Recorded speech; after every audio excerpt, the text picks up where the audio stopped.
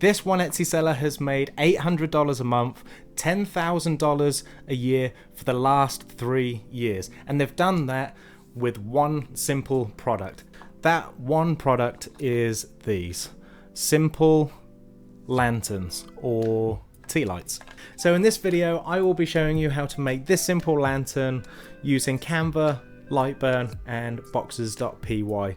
So if you like these types of videos where I show you how to make something that sells very well, or if you're not worried about the money side of things and you just want some ideas for great gift ideas, make sure to like the video, subscribe if you haven't done so already, it's absolutely free, and I shall go and see you in Lightburn where we get to create one of these. So before we start getting into the design work of this lantern, I just want to take you across to Etsy just to show you where I found this product. So if we take a look here, we can see that this seller actually sells this item in 4 different sizes. I'm going to show you a trick a little bit later on when it comes to the design work on how to just scale these very, very quickly. So the first thing that I want to show you is the program called Allura. If you haven't used anything like this before, it's just an analytical software, and what it basically does is give us some background information on how well certain products sell on Etsy. So it's a great source of information when it comes to trying to find different products to add to your own shop. Now, you don't have to sell it on Etsy. This can be something that you just use the analytical software for, so you can find a good product and you can sell it at your craft fairs, you can sell it on Facebook, you can sell it to your friends and family, but it gives you a great understanding on the potential of a certain product. So as you can see here, this shop is making $791 a month. They're only having to make 50 of these every month to generate that sort of money, and the revenue that they have taken from this one product is $28,000 in 3 years. So now we know the dimensions of our box, we're going to go across to a program called Boxes.py. So if you come across to the search bar at the top of the screen, you can just type in Boxes.py and that will bring you to this site. All we're going to do is click on this open topped box. It's going to come up with this screen and it's going to have a load of information already filled out for you. We're going to be changing a lot of these settings, so I will go through this as clearly as possible. So to start with, you're going to see X, Y, and H, and what they're going to be in relation to is this profile of the box here. X and Y is going to basically be your width and depth of your box. So in their example, they had 70mm by 70mm, and the H is the height of what our lantern is going to be. So that H needs to be 130. Just a tip to start off with, when designing lanterns, if you're going to do different sizes, always start with the smallest lantern first. That way your design will be scalable upwards, especially if you get very fine details. If you scale down, you're going to end up with parts of your design that when it comes to sanding, they'll probably break off. So always start with your smallest size first. Thickness is going to be relative to what timber you have available. I'm going to be using a 6mm sapele. The format can stay as SVG. Reference, we're just going to keep at 100. It doesn't really matter. When it comes to the inner corners, we're going to go to corner rather than loop. And burn is going to be your kerf, so basically what material is going to be removed when your laser cuts it out. So I know for my laser engraver it's going to be 0.08. Usually if you're going to be using a diode laser, it's going to be roughly around there, so if you don't know your kerf, just try this. If it's a little bit tight, there is a couple of tweaks that we can do. And lastly, what we're going to do is come across to this settings for finger joints, and there's one thing that I want to change on here, and that's extra length. And all it's going to do is where the laser removes the material from the finger joints, your fingers will be recessed slightly because of that kerf that's being taken away. So I just like to add a very small amount. As long as it's bigger than 0.08, your fingers will protrude slightly from the edges, which means that you'll be able to remove those burn marks without sanding the entire face of your project. And that's it. All we need to do now is go down to the download. If we click on that, it will take a couple of seconds and we can come across, click on the download folder, click and drag that into Lightburn, and here we have it. Our box is already made. So one thing I want to point out is I'm not using my 130 watt CO2 laser for this. I am only using my Auto Laser Master 2 Pro, so I'm just using a 10 watt diode laser to do this project, so it makes it very, very easy for any beginner to do this project. So now that we have our box downloaded, we're going to go across to Canva to design our panel. This was the mock-up that I did for my example, so we're going to bin that.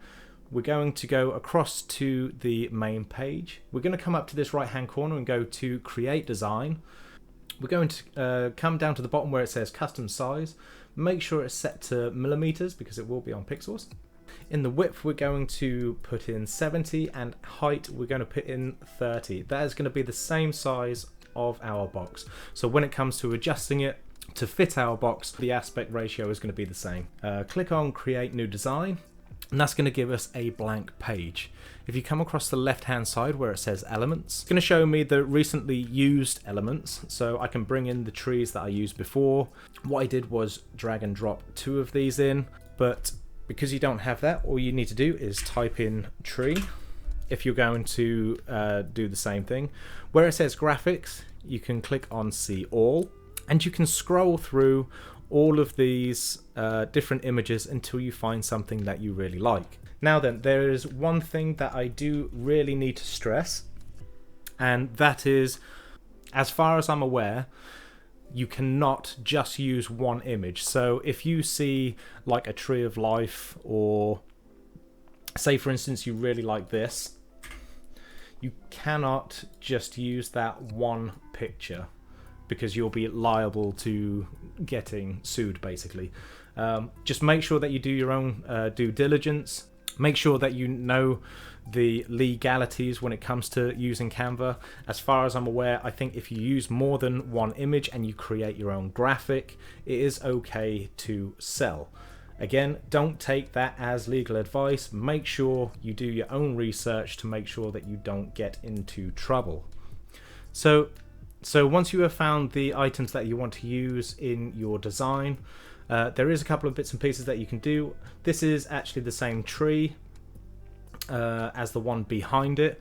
All I've done with this graphic is I've highlighted it. I've just gone to the flip and I've gone flip horizontal. So now it's exactly the same way as this tree is. You can scale it up, you can make it smaller, have a play around with it. Create a design that's appealing to yourself. Just bear in mind that we don't want to be copying somebody else's work exactly. We just want to take elements from it and create our own ideas. So we know from that idea that it's basically a wildlife theme, so that's all I'm going off. I'm pretty sure they just had trees in theirs. So all I'm going to do is take a couple of trees from Canva.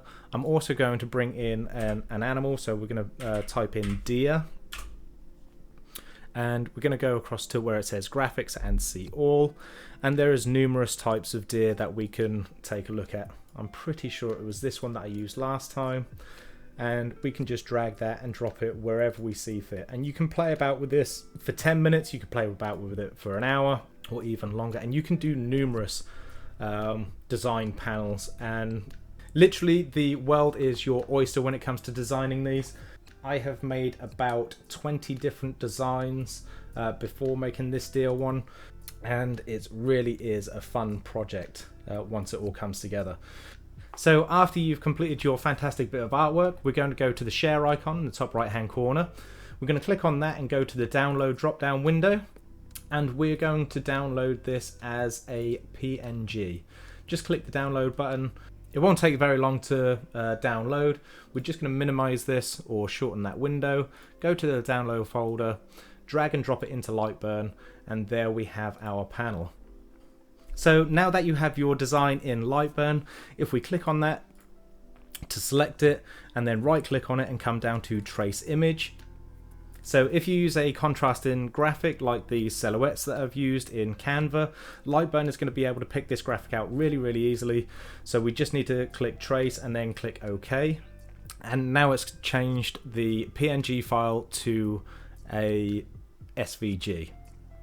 So what we're going to do is select the rectangle tool, and we're going to create a box inside our lantern. So what we want to do with our box is just drag that bottom of the panel down to the top of our finger joint, bring the top up roughly to the top of our box, and bring the sides out to the inside of our finger joints from our edges. I have a helicopter going over. So what we're going to do next is hold Control and just drag these sides in, just so it gives us a bit of stability on these edges so it's not quite so fragile. And we're going to do exactly the same for the top. This is just going to make sure that it's not extremely fragile, so if you drop it, it's not going to break, and you're not going to get complaints when it comes to selling these things. So we're just going to come across to the graphic that we traced earlier.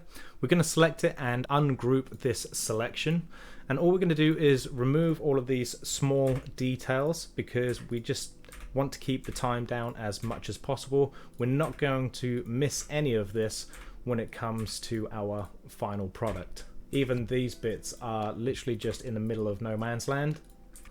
It's just going to be a waste of time, so we just want to get rid of these. Once you have finished getting rid of all of the non-essentials, we're just going to select all of that and make sure that it's grouped again.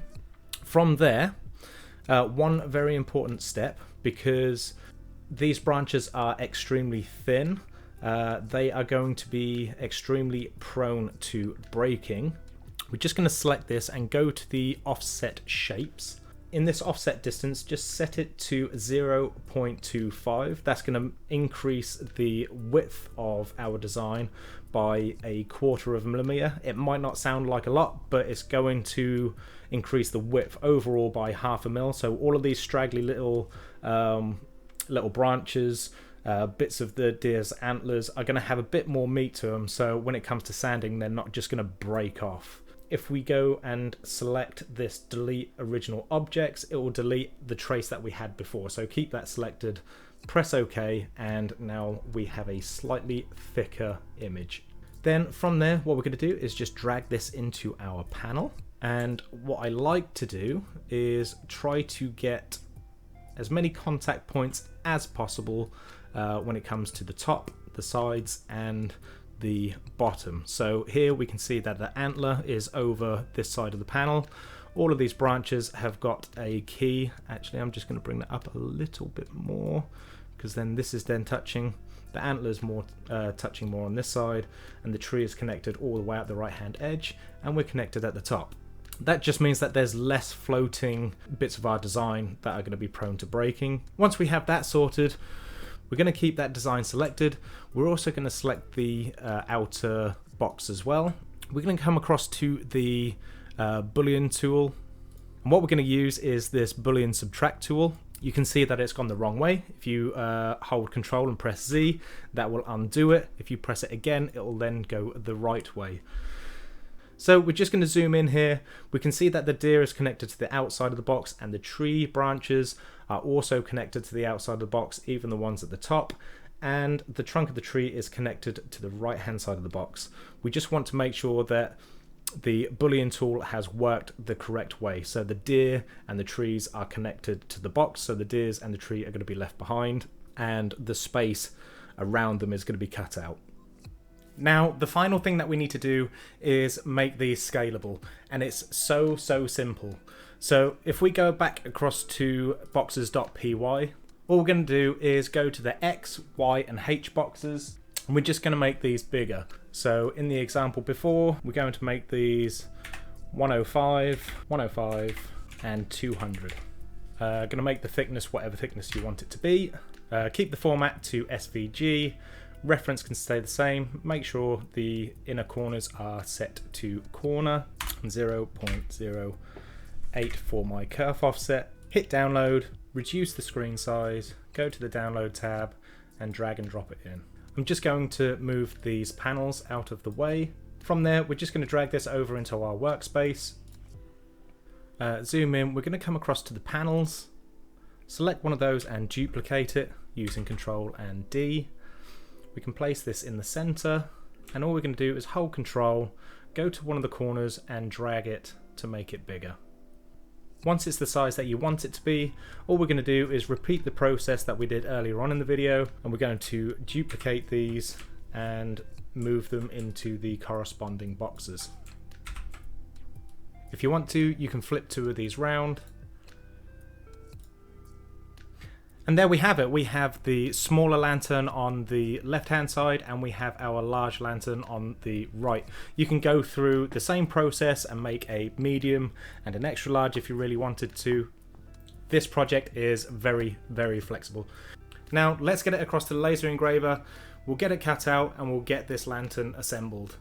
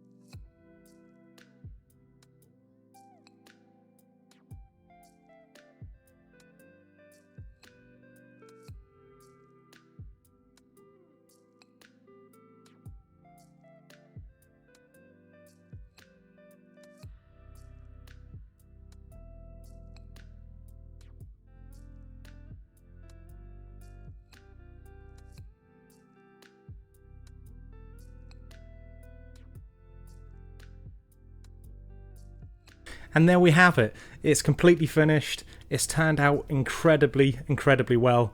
I did say at the beginning I was going to show you a comparison between a solid wood one, which is the one that I've just showed you, and an MDF one. This one, as you can see here, you can see the contrast in colors. Because this is a Sapele faced MDF, you still get the MDF that shows through on the joints. Now, I know there is a gap on the bottom. This is a 5mm MDF, not a 6, and I just used the same thing. Now, this was assembled in exactly the same way. I still hand sanded it, and I still had an issue where I've gone through the veneer on the MDF. So this is why I prefer doing them out of solid wood over an MDF. It's not to say that you can't do it with MDF. Some people like the burnt edges as well. Now, I will warn you, if you do start one of these projects, you could end up going a little bit overboard. You then may want to learn how to do an octagonal one, a pentagon style box. If you're interested in these sort of designs where you have a door on the front, this is just a tester. This is just something that I've done out of MDF as a prototype. But if you are interested in something like this, just leave us a comment and let me know that it's something that you wouldn't mind seeing in a future video. I have even gone down the route of putting bayonet boxes on the bottom of some of these as well. So there's so many different things that you can incorporate into these to make it very, very different. Now, I did make this from a solid bit of wood. I did have to mill this down, but the best thing about this, if you do have a box of scraps just like this, like I do, I've got some softwood blanks here, I have some oak blanks, and I've even got some really thin ones that I make some bookmarks out of. If you do have a box like that, then you can make a jig like this. This is just a bit of 3mm MDF. This lays flat on your honeycomb bed, so you can put each individual part separately into this grid, and it makes your projects literally cost nothing if you have a load of scrap left over. So that was a nice little tip. So another quick tip for you, if your parts are extremely tight like this and you have to force them together, the best thing you can do is just lay this on a heated radiator just for a little while, and that will take some of the moisture out of your wood and that will make your joints a little looser. When it comes to assembly, you just need to make sure that they go together really easily, and then let the glue set and hold your workpiece together. If you end up forcing them together, you'll end up with breakages. Trust me, it's painful when you've waited that long to make a project for it to all go wrong. With all that being said, thank you so much for watching this video. I know it's been a long one. If you haven't done so already, just make sure to click that like button because it helps me out. Subscribe if you haven't done so already. It's absolutely free, like I said at the beginning. And I shall see all of you guys in the next video.